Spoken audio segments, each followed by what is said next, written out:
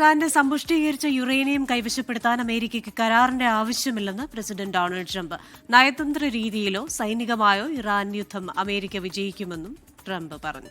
കരാർ സാധ്യമാകുന്ന പക്ഷം ഇറാൻ പരമോന്നത നേതാവ് മുജ്തബ ഖമനയുമായി കൂടിക്കാഴ്ചയ്ക്ക് തയ്യാറാണെന്നും ട്രംപ് പറഞ്ഞു. മധു കൊട്ടാരക്കരയാണ് അമേരിക്കയിൽ നിന്ന് ചേരുന്നത്. മധു, good morning.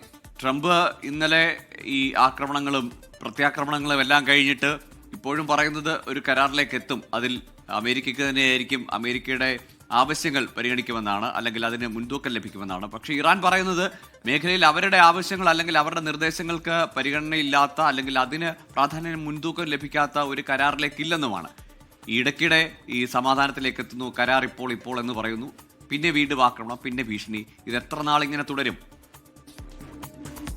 Good morning Gokul, Christina. ഈ ഇറാൻ യുദ്ധം ആരംഭിച്ചത് തന്നെ അമേരിക്ക ഇറാന് പല പ്രാവശ്യം മുന്നറിയിപ്പ് നൽകിയതായിരുന്നു. ആണവായുധം അതിലേക്ക് പോകരുത്, ഈ സമ്പുഷ്ടീകരിച്ച യുറേനിയം അത് ഏതാണ്ട് 60% മുകളിൽ പോയി, അത് ഏതാണ്ട് 90% അപ്പോൾ ആകുമ്പോഴത്തേക്ക് അതൊരു ആണവായുധത്തിലേക്ക് എത്തുകയാണ്. ഏതാണ്ട് 400 പരം പൗണ്ടാണ് ഇറാന്റെ പക്കലുണ്ടെന്നാണ് അമേരിക്ക കരുതുന്നത്. ഡൊണാൾഡ് ട്രംപ് പറയുന്നത് ഈ സമ്പുഷ്ടീകരിച്ച യുറേനിയം എപ്പോൾ വേണമെങ്കിലും അത് അമേരിക്കയ്ക്ക് കൈക്കലാക്കാൻ പറ്റും, അത് ഇറാൻ അത് തടയുമെന്ന് തോന്നുന്നില്ല.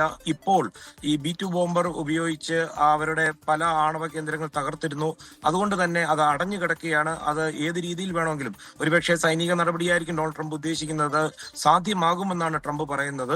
അത് പേപ്പർ ഡീല്, അതായത് ഒരു കരാറിലൂടെ അല്ലെങ്കിൽ സൈനികപരമായിട്ടാണെങ്കിൽ പോലും അത് സാധ്യമാക്കും. അത് മാത്രമല്ല, അതൊരു നയതന്ത്രപരമായിട്ടുള്ള ഒരു ഇടപെടലിനാണ് അമേരിക്ക ആഗ്രഹിക്കുന്നതെന്നാണ് ഡൊണാൾഡ് ട്രംപ് പറയുന്നത്. ഇത് കൂടാതെ ഈ വിഷയവുമായി ബന്ധപ്പെട്ട അല്ലെങ്കിൽ ഈ കരാർ ഫൈനലൈസ് ചെയ്യാൻ വേണ്ടി നിലവിലെ പരമോന്നത നേതാവായ ആയത്തുള്ള മുസ്തഫ ഖമേനിയുമായിട്ടുള്ള ഒരു ചർച്ചയ്ക്ക് നിലവിലെ സാഹചര്യത്തിൽ താൻ താല്പര്യപ്പെടുന്നില്ല. എന്നാൽ ഇത്തരം ഒരു ധാരണയുണ്ടായാൽ ഭാവിയിൽ അദ്ദേഹവുമായിട്ട് ഒരുപക്ഷെ കണ്ടുമുട്ടിയേക്കാം. അതൊരു ആദരവോടുകൂടി കാണുമെന്നാണ് ട്രംപ് പറയുന്നത്.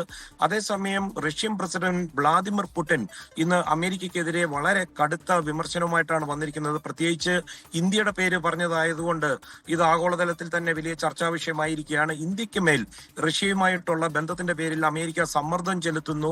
അത്തരം സമ്മർദ്ദം വിലപ്പോകില്ലെന്നാണ് പുടിൻ പറയുന്നത്. അത് മാത്രമല്ല, ഇന്ത്യയുമായിട്ട് ഏതാണ്ട് വലിയൊരു കരാർ വരാനുള്ള സാധ്യതയെ പറ്റി പറയുന്നത്. ഏതാണ്ട് $100 ബില്യൺ ഇന്ത്യയുമായിട്ടുള്ള ഒരു കരാർ പുടിൻ നോക്കിക്കാണുന്നത്. റഷ്യ ഇന്ത്യ ഉഭയകക്ഷി ബന്ധത്തിന് ഇത് വലിയ തോതിൽ സഹായിക്കുമെന്നാണ് പുടിൻ അവകാശപ്പെടുന്നത്.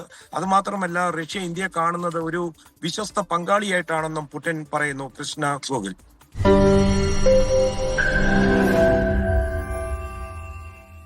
ലോകത്തെവിടെയായാലും ഏത് സമയത്തും 24 വാർത്തകളും ഓഗ്മെന്റഡ് റിയാലിറ്റി പാക്കേജുകളും എക്സ്പ്ലെയിനറുകളും വിശദമായി കാണാൻ ഞങ്ങളുടെ യൂട്യൂബ് ചാനൽ നിങ്ങൾക്ക് സബ്സ്ക്രൈബ് ചെയ്യാം.